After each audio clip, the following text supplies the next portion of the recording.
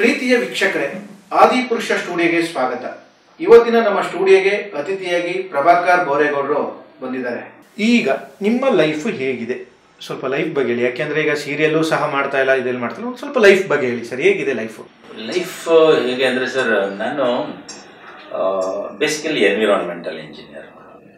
ಹಾಗಾಗಿ ನಾನು ಒಂದು 16-17 ವರ್ಷದ ಹಿಂದೆನೇ ನಾನೊಂದು ಕಂಪ್ನಿ ಓಪನ್ ಮಾಡ್ಕೊಂಡಿದ್ದೆ, ಬಿಸ್ನೆಸ್ ಎಕ್ಸ್ಪೋರ್ಟ್ ಫ್ಯೂಮಿಗೇಷನ್ ಎಲ್ಲ ಮಾಡೋದು. ಸೊ ಆ ಬಿಸ್ನೆಸ್ ಪ್ಯಾರಲಲ್ ಆಗಿ ನಡೆಯುತ್ತೆ. ಹಾಗಾಗಿ ನಾನೇನು ತುಂಬ ಏನೂ ಕೆಲಸ ಇಲ್ಲ, ಬೋರಿಂಗು ಅಥವಾ ಬರೀ ಪ್ರಯತ್ನ ಆ ಥರದ್ದೇನಿಲ್ಲ. ಆ ಕಡೆನೂ ಗಮನ ಕೊಡಬೇಕು, ದುಡ್ಡು ಬೇಕಲ್ಲ ಸರ್. ಹಾಗಾಗಿ ಅದ್ರ ಕಡೆನೂ ಗಮನ ಇರುತ್ತೆ. ಅಲ್ಲೂ ನಮ್ಮ ಕಂಪ್ನಿನೂ ಚೆನ್ನಾಗಿ ನಡೆಯುತ್ತೆ. ಸೊ ಹಾಗಾಗಿ ಬ್ಯಾಲೆನ್ಸ್ ಆಗ್ತಾ ಹೋಗುತ್ತೆ ಸರ್. ಯೂಶಲಿ ಏನು ಮಾಡ್ತಾರೆ, ಸಿನಿಮಾದಲ್ಲಿ ದುಡ್ದಿದ್ದನ್ನು ತಂದು ಬೇರೆ ಪ್ರಾಪರ್ಟೀಸು ಇನ್ನೊಂದು ಬಿಸ್ನೆಸ್ ಮಾಡೋದು ಮಾಡ್ತಾರೆ. ನಂಗೆ ತುಂಬ ಇಷ್ಟ ಇದು ಆ್ಯಕ್ಟ್ ಮಾಡೋಕ್ಕೆ. ಹಾಗಾಗಿ ನಾನೇನು ಮಾಡ್ತಿದ್ದೀನಿ, ಅಲ್ಲಿ ಸಂಪಾದನೆ ಮಾಡೋದನ್ನೇ ಇಲ್ಲೇ ಖರ್ಚು ಮಾಡ್ತಿದ್ದೀನಿ ಸರ್ ಸದ್ಯಕ್ಕೆ. ನೀವು ಕನ್ನಡದ ನಟರಾಗಿ ತಮಿಳುನಾಡಲ್ಲಿ ಒಂದು ಸಿನಿಮಾ ಮಾಡಿದ್ರ, ಅದ್ರ ಬಗ್ಗೆ ಏನು ಹೇಳ್ತೀರಾ? ನಾನು ಕರಿಯರ್ 2 ಮಾಡಬೇಕಾದ್ರೆ ಅದೇ ಯಾವ ನಿರ್ದೇಶಕರು ಮಾಡಿದ್ರಲ್ಲ ಅವರೇ, ಅವ್ರು ತಮಿಳಿಂದನೇ ಬಂದಿದ್ರು, ಇಲ್ಲಿ ಮಾಡಿದ್ರು. ನೆಕ್ಸ್ಟ್ ಅವ್ರಿಗೆ ನನ್ನ ಪರ್ಫಾರ್ಮೆನ್ಸ್ ಬಗ್ಗೆ ಅವ್ರಿಗೆ ಕಾನ್ಫಿಡೆನ್ಸ್ ಇತ್ತು. ಹಾಗಾಗಿ ಅವರು ಅಲ್ಲಿ ತಮಿಳಲ್ಲಿ ಮಾಡ್ಬೋದು ನನಗೆ ಆಫರ್ ಮಾಡಿದ್ರು. ಮತ್ತೆ ಕ್ಲೀನಾಗಿ ಎಕ್ಸ್ಪ್ಲೈನ್ ಮಾಡಿದ್ರು, ಕ್ಯಾರೆಕ್ಟ್ರು ಈ ಥರ ಇರುತ್ತೆ ಅಂತ. ನಾನು ಯೋಚನೆ ಮಾಡಿದೆ, ವರ್ತಿದೆಯಾ ಅಲ್ಲಿವರೆಗೂ ಹೋಗಿ ಮಾಡುವಂಥದ್ದು ಅಂತ. ಮತ್ತೆ ಚೆನ್ನಾಗಿದೆ ಅನ್ನಿಸ್ತು ಸರ್. ಹಾಗಾಗಿ ತಮಿಳಿಗೆ ಹೋದೆ. ನಮಗೇನು ಸರ್, ಯಾವ ಭಾಷೆ ಆದ್ರೂ ಕಲೆನೇ ಒಂದು ಭಾಷೆ. ಕಲಾವಿದರಿಗೆ ಎಲ್ಲೋದ್ರು ಅದು ಒಂದು ಇದು. ಓಕೆ ಸರ್, ಈಗ ನೀವು ತಮಿಳಲ್ಲಿ ಆಕ್ಟ್ ಮಾಡಿದ್ರಲ್ಲ, ಅಲ್ಲಿ ಯಾವ್ಯಾವ ಕಲಾವಿದರ ಜೊತೆ ವರ್ಕ್ ಮಾಡಿದ್ರಿ? ಒಬ್ರು ಉದಯ ಅಂತ ಇದ್ದಾರೆ ಸರ್, ಅವ್ರು 25 years ಇದೇ ಫಿಲಮಲ್ಲಿ ಈ ವರ್ಷನೇ ಸಿಲ್ವರ್ ಜೂಬ್ಲಿ ಆಚರಿಸ್ಕೊಂಡ್ರು. ಆ ಇಂಡಸ್ಟ್ರಿಗೆ ಬಂದರು. ಅವರು ಬೇಸಿಕಲಿ ಅವ್ರ ಪ್ರೊಡ್ಯೂಸರ್ ಕೂಡ ಆ್ಯಕ್ಟರ್ ಕೂಡ, ಉದಯ ಅಂತ. ಅವರು ಒಂದು ಮೇನ್ ರೋಲ್ ಮಾಡ್ತಾರೆ. ಇನ್ನೊಬ್ಬರು ಅಜ್ಮಲ್ ಆಮೀರ್ ಅಂತ, ಅವರು ಸೌತ್ ಇಂಡಿಯನ್ ಆ್ಯಕ್ಟರು, ಮಲಯಾಳಮಲ್ಲಿ ಮಾಡ್ತಾರೆ, ತಮಿಳಲ್ಲಿ ಮಾಡ್ತಾರೆ, ತೆಲುಗಲ್ಲೂ ಮಾಡ್ತಾರೆ. ಅವರು ಒನ್ ಆಫ್ ದಿ ಹೀರೋಸ್, ಇಬ್ಬರು ಹೀರೋಸು.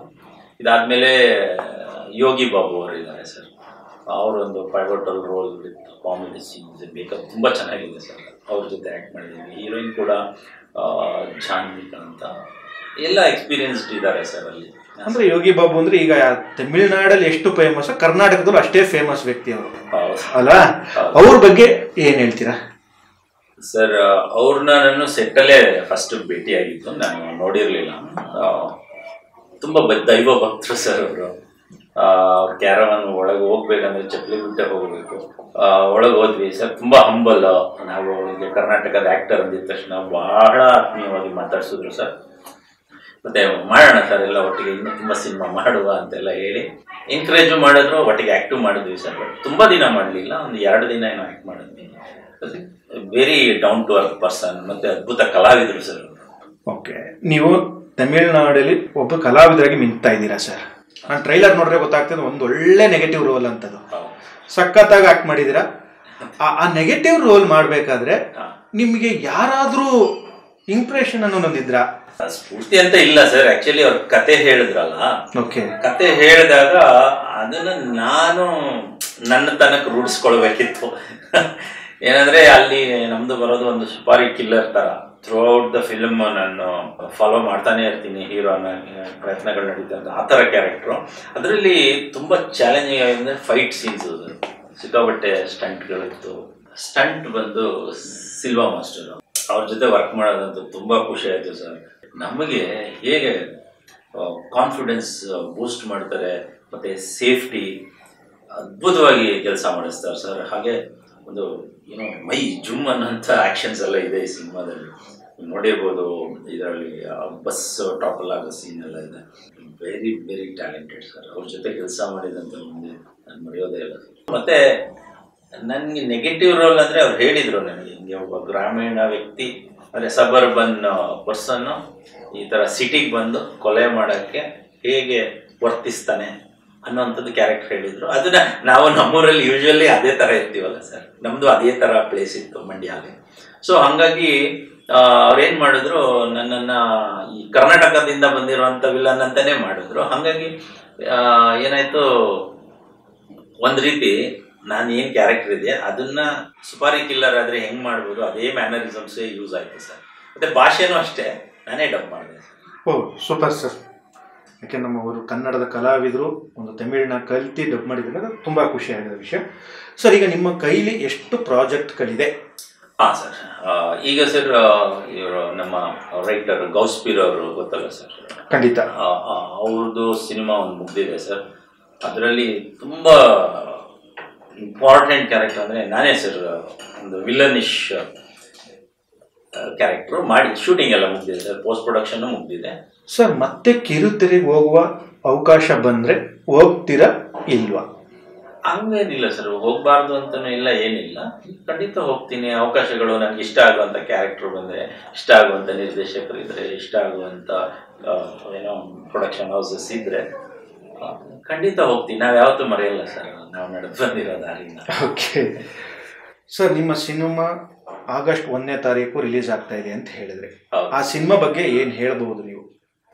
ಸರ್, ಸಿನಿಮಾ ಅದು ಏನಂದರೆ ಯಾವುದೇ ಸಿನಿಮಾ ಆಗಲಿ ಎಲ್ಲ ಕಷ್ಟಪಟ್ಟೆ ಮಾಡ್ತಾರೆ. ಮತ್ತು ಮಾಡಿದವರಿಗೆ ನಮ್ಮ ಪಿಕ್ಚರೇ ತುಂಬ ಚೆನ್ನಾಗೇ ಇದೆ ಅಂತಲೂ ಅನಿಸುತ್ತೆ. ಅದನ್ನು ಹೇಳಕ್ಕೆ ಹೋದರೆ ಸರ್, ನಮ್ಮ ಸಿನಿಮಾದಲ್ಲಿ ಏನೋ ಅಕ್ಯೂಸ್ಡ್ ಅಂತ ಸಿನಿಮಾ ನಿರ್ದೇಶನ ಪ್ರಭು ಶ್ರೀನಿವಾಸ್ ಅವರು, ಅಕ್ಯೂಸ್ಡ್ ದ ಸಿಸ್ಟಮ್ ಅಂತ. ಇಲ್ಲಿ ಒಬ್ಬ ನಿರಪರಾಧಿಗೆ ಶಿಕ್ಷೆ ಆಗುವಂಥದ್ದನ್ನು ತಪ್ಪಿಸುವಂಥದ್ದು ಅಥವಾ ಯಾಕೆ ಅವನು ಅದಕ್ಕೆ ಒಳಗಾದ ಅನ್ನುವಂಥದ್ದು ಒಂದು ಕುತೂಹಲ ಮೂಡಿಸುವಂಥ ಒಂದು ಸಿನಿಮಾ ಸರ್. ಇದರೊಳಗಡೆ ಏನೋ ಸೆಂಟಿಮೆಂಟು ಇದೆ, ಲವ್ ಇದೆ, ಆ್ಯಕ್ಷನ್ ಇದೆ, ಎಲ್ಲವೂ ಇದೆ ಸರ್. ಅದ್ಭುತವಾಗಿ ಸಿನಿಮಾ ಮೂಡಿ ಬಂದಿದೆ. ನಾನು ನೋಡಿದ್ದೀನಿ ಕೂಡ, ಈಗ ಮೊನ್ನೆ ಸ್ಕ್ರೀನ್ ಹಾಕಿದ್ರು, ಬಹಳ ಚೆನ್ನಾಗಿದೆ ಸರ್. ನಿಮ್ಮ ವೈಫು ಸಹ ಆಕ್ಟರ್ ಅಂತ ನಮಗೆ ಗೊತ್ತು. ಓಕೆ, ಅವ್ರ ಬಗ್ಗೆ ಏನು ಹೇಳ್ತೀರಾ ಸರ್ ನೀವು? ಅವ್ರೇನು ಸರ್, ಅವರು ಫೇಮಸ್ ಆಗಿರೋದೇ ಅವ್ರ ತಾಳ್ಮೆಗೆ. ಬಿಗ್ ಬಾಸಲ್ಲೆಲ್ಲ ನೋಡಿರ್ತೀರಾ, ಸಿರಿ ಮೇಡಮ್ ಅಂದರೆ ತಾಳ್ಮೆ, ಆ ಥರನೇ ಸರ್. Very nice. ಅವರು ನನ್ನ ಯಾವುದೇ ಕೆಲಸಕ್ಕೂ ಸಪೋರ್ಟಿವ್ ಆಗಿ ನಿಂತ್ಕೊಳ್ತಾರೆ. ತುಂಬ ನನಗಿಂತ ಚೆನ್ನಾಗಿ ಅವ್ರಿಗೆ ಗೊತ್ತು ಈ ಅಭಿನಯದ ಬಗ್ಗೆ ಎಲ್ಲ. ತುಂಬ ಟಿಪ್ಸು ಕೊಡ್ತಾರೆ ಮತ್ತು very helpful and supportive sir. ಹೇಗೆ ಸರ್ ಸಪೋರ್ಟಿಂಗ್ ಇದೆ ಅಂತ ನೀವೇ ಹೇಳ್ತಾ ಇದ್ದೀರಾ, ಅದ್ರ ಬಗ್ಗೆ ನಾವಿನ್ನೇನು ಕೇಳಿ, ಯಾಕೆಂದರೆ ಒಬ್ಬಿಬ್ಬರು ಕಲಾವಿದರಾಗಿರೋದ್ರಿಂದ ಕಲಾವಿದರು ಸಪೋರ್ಟ್ ಮಾಡಲೇಬೇಕು ಸರ್. ಈಗ ಕೆಲವು ಪ್ರಶ್ನೆಗಳನ್ನ ನಾವು ಕೇಳ್ತಾ ಹೋಗ್ತೀವಿ. ಅಂದರೆ ನಮ್ಮ ಕನ್ನಡ ಚಿತ್ರರಂಗದ ಒಂದಷ್ಟು ನಟರ ಹೆಸರು ಹೇಳ್ತಾ ಹೋಗ್ತಾ ಇದ್ರು, ನಟಿಯರ ಹೆಸರು ಹೇಳ್ತಾ ಹೋದ್ರೆ, ಅವ್ರು ಇದರಲ್ಲಿ ನೀವು ಏನು ಕದಿಬಹುದು, ಅವ್ರ ಕ್ಯಾರೆಕ್ಟ್ರಲ್ಲಿ ಏನು ಇಷ್ಟ ನಿಮ್ಮದು, ಅದನ್ನೇ ಹೇಳ್ತಾ ಹೋಗ್ಬೇಕು. ಕದಿಯೋದೇನಿಲ್ಲ ಸರ್, ಏನು ಇಷ್ಟ ಅಂತ ಕದಿಯಲ್ಲ ಯಾರನ್ನೂ.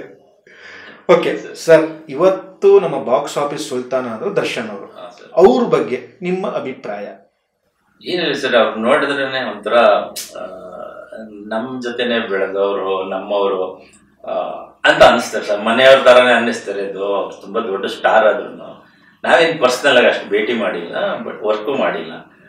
ಆದರೆ ಅವ್ರು ನೋಡಿದಾಗ, ಸಿನಿಮಾಗಳು ನೋಡಿದಾಗ, ಇವರು ಇಂಟರ್ವ್ಯೂಸ್ ಎಲ್ಲ ನೋಡಿದಾಗ ಏನೋ ಸಿಂಪಲ್ ಮಸ್ಟ್ರು, ಅವ್ರ ಸಿಂಪ್ಲಿಸಿಟಿ ಭಾಳ ಇಷ್ಟ ಆಗುತ್ತೆ. ಯಶ್ ಅವ್ರು ಸರ್, ಅವರು ಡ್ರೀಮ್ಸ್ನ ಚೇಂಜ್ ಮಾಡ್ತಾರಲ್ಲ ಸರ್, ಅದು ತುಂಬ ಇಷ್ಟ ಸರ್ ನನಗೆ. ಏನಾದರೂ ಆಗಲಿ ಬಿಡಲಿ, ನಾನು ಮಾಡೋಕ್ಕೆ ಪ್ರಯತ್ನ ಮಾಡ್ತೀನಿ, ಮಾಡೇ ಮಾಡ್ತೀನಿ ಅಂತಾರಲ್ಲ, ಆ ಆ್ಯಟಿಟ್ಯೂಡು ತುಂಬ ಇಷ್ಟ ಸರ್.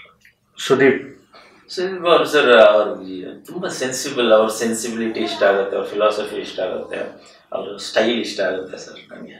ಸರ್, ಅದು ನೀನಾಸಂ ಸತೀಶ್ ಅವರು ನೀವು ಫ್ರೆಂಡು ಅನ್ನೋದು ಒಂದು ಕೇಳ್ಪಟ್ಟೆ. ಹೌದು ಸರ್. ಖಂಡಿತನಾ? ಎಲ್ಲಿ ಮಂಡ್ಯದಿಂದ ಪರಿಚಯನಾ ಇಲ್ಲ ಸಿನಿಮಾ ಇಂಡಸ್ಟ್ರಿಗೆ ಬಂದ್ಮೇಲೆ ಪರಿಚಯನಾ ಅವರು? ಇಲ್ಲ ಸರ್, ಇಲ್ಲೇ ಪರಿಚಯ ಆಗಿದ್ದು. ಸತೀಶ್ ಅವರು ಒಂದಷ್ಟು ಕಾಲ ಸೀರಿಯಲ್ ಮಾಡ್ತಾ ಇದ್ರು. ಆ ಒಂದು ಸೀರಿಯಲ್ ಪರಿಚಯ ಆಗಿದ್ದು ನಮಗೆ. ಆಮೇಲೆ ಇಬ್ಬರು ಮಂಡ್ಯ ಹಾಗಾಗಿ ತುಂಬ ಟ್ರಾವೆಲ್ ಆಯಿತು. ಅವ್ರು ತುಂಬ ದಿನ ಏನು ಸೀರಿಯಲಲ್ಲಿ ಇರಲಿಲ್ಲ. ಅವರು ಅವಾಗಲೇ ಬಂದ್ಬಿಟ್ರು, ಏನೋ ಸಿನಿಮಾ ಮಾಡಲೇಬೇಕಂತ. ಅವರು ಸರ್, ಅವ್ರು ಏನು ಮಾಡಿದ್ರು ನನಗೆ ಇಷ್ಟ ಸರ್. ಅವ್ರ ಜೊತೆ ಯಾವ್ದಾದ್ರು ಸಿನಿಮಾದಲ್ಲಿ ಆ್ಯಕ್ಟ್ ಮಾಡಿದ್ದೀರಾ? ಸಿನಿಮಾ ಅಲ್ಲ ಸರ್, ಇಲ್ಲ ಸರ್. ಸರ್, ಕೊನೆಯ ಪ್ರಶ್ನೆ. ಹಾಂ ಸರ್, ನಾನು 2 ಹೆಸರು ಹೇಳ್ತೀನಿ, ನಿಮ್ಗೆ ಅತ್ಲಿ ಯಾರು ಇಷ್ಟ ಇಲ್ಲ, ಅಂದರೆ ನಿಮಗೆ ಹೀರೋ ಆಗಿ ಯಾರು ಇಷ್ಟ ಆಗ್ಬೋದು? ಇಷ್ಟ ಆಗಿರೋರು ಹೇಳ್ಬೋದು ಸರ್, ಇಷ್ಟ ಇಲ್ಲ ಅಂತೀನಿ.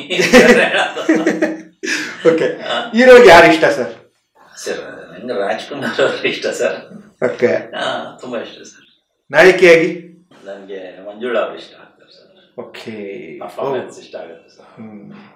ಸರ್, ಕೊನೆಯದಾಗಿ ನಿಮ್ಮ ಸಿನಿಮಾಗೆ ಆಗಸ್ಟ್ 1ನೇ ತಾರೀಕು ರಿಲೀಸ್ ಆಗ್ತಾ ಇರೋದಕ್ಕೆ ನಮ್ಮ ಕಡೆಯಿಂದ ಬೆಸ್ಟ್ ವಿಶಸ್ಸು. ಹಾಗೆ ಜನ ನಿಮ್ಮ ಸಿನಿಮಾನ ಯಾಕೆ ನೋಡಬೇಕು ಹೇಳಿ. ಹಾಂ ಸರ್, ಥ್ಯಾಂಕ್ಸ್ ಸರ್ ವಿಶ್ ಮಾಡಿದ್ದಕ್ಕೆ. ಯಾಕೆ ನೋಡ್ಬೇಕಂದ್ರೆ sir, cinema is an entertainment, ಅದು ಬೇರೆ ವಿಷಯ. ಅದ್ರ ಒಳಗಡೆ ಆ ಕಥೆಯಲ್ಲಿ ನೀವು ಜೀವಿಸೋ ಥರ ಇರುತ್ತೆ. ಅಂದರೆ ಈಗ ಆ ಪರಿಸ್ಥಿತಿಯಲ್ಲಿ ನಾನಿದ್ರೆ ಏನಾಗುತ್ತೆ ಅನ್ನೋ ಒಂದು ಫೀಲ್ ಬರೋದೇ ಸಿನಿಮಾ. ಸೊ ಈ ಸಿನಿಮಾದಲ್ಲಿ ಏನಿದೆ ಸರ್, ಒಬ್ಬ ಇದರಲ್ಲಿ ಮೌಲ್ಯಗಳಿದೆ ಸರ್.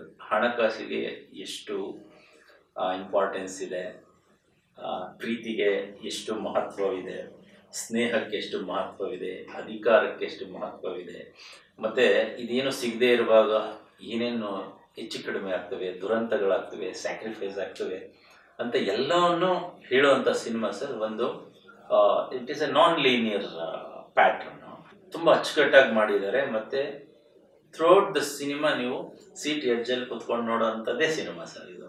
ಹಾಗಾಗಿ ನೋಡಲೇಬೇಕು ಅಂತ ಹೇಳ್ತೀನಿ ಸರ್. Thank you sir. ನಮ್ಮ ಸ್ಟುಡಿಯೋಗೆ ಬಂದಿದ್ದಕ್ಕೆ, ನಿಮ್ಮ ಬದುಕಿನ ಬಗ್ಗೆ ಒಂದಷ್ಟು ಇನ್ಫಾರ್ಮೇಷನ್ ಕೊಡೋಕ್ಕೆ ತುಂಬ ಧನ್ಯವಾದಗಳು sir. Thank you very much sir. Thank you sir.